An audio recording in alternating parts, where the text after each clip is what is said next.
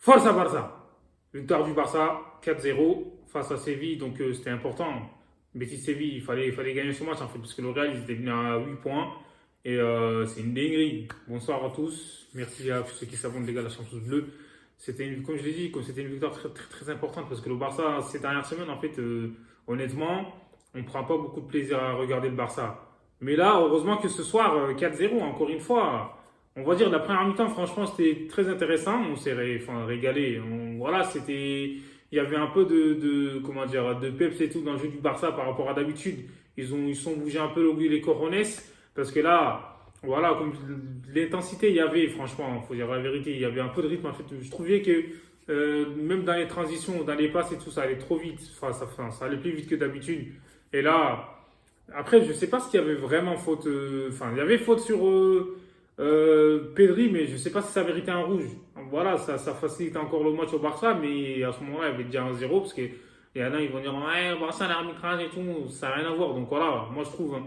Et comme je l'ai dit, en deuxième mi-temps, c'était pas trop ça. Et en première, le Barça a fait le taf.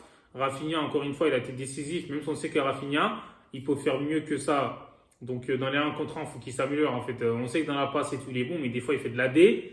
Aujourd'hui, ce soir, encore une fois, il a été décisif. Il a marqué un but, il a fait une passe D et tout. Donc, en plus, sur le but de Christensen, les gars, c'est un truc de ouf. C'est plus Christensen, c'est Christensen.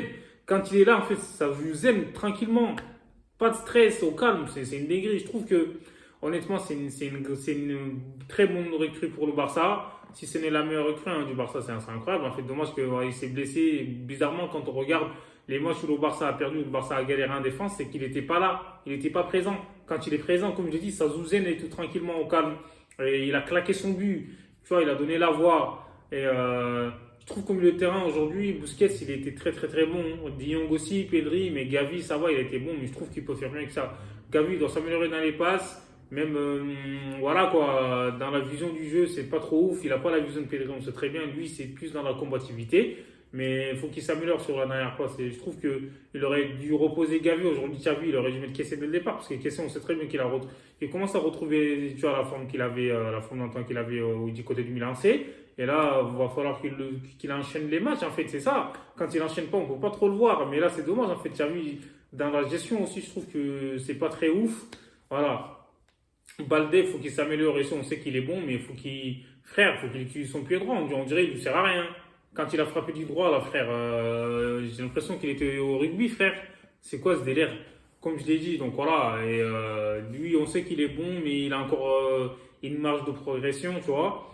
Jules Koundé à droite, on sait que c'est pas son poste de prédilection et il va falloir que le Barça recrute à droite. En fait, on sait que Koundé à droite, c'est pas ouf. En plus, dans les passes aussi, j'ai l'impression qu'il a du mal. En plus, c'est pas un gars qui dribble et tout, tu vois, un latéral qui est offensif. Aujourd'hui, il a fait ce qu'il a pu. Il a fait une passe D pour Lewandowski. Donc Lewandowski, encore une fois, ça va. Mais Lewandowski, les gars, moi, j'attends plus de Lewandowski. On sait que c'est un top player. Mais j'ai l'impression que Lewandowski, en fait, ces dernières semaines, il force son jeu. C'est-à-dire qu'il essaie de faire des trucs qu'il sait même, enfin, pas il sait pas faire, mais il se complique la vie pour rien.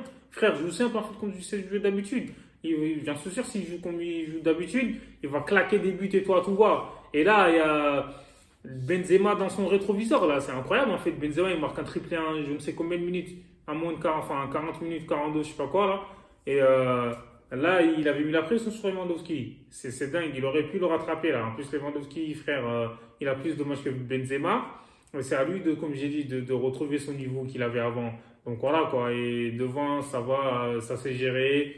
Et au milieu de terrain, enfin, terrain, c'était pas mal. Derrière, quand tu marques au Alonso, franchement, c'est pas rassurant, hein.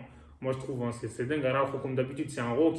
Et après, il a fait les changements. Ansu Fati, je trouve que ça va, il était intéressant, même si on sait qu'il peut faire ça mieux que ça. C'est dommage, moi, je suis encore sur ma fin, parce qu'Ansu Fati, on sait qu'à cause des blessures et tout, il a pas pu enchaîner.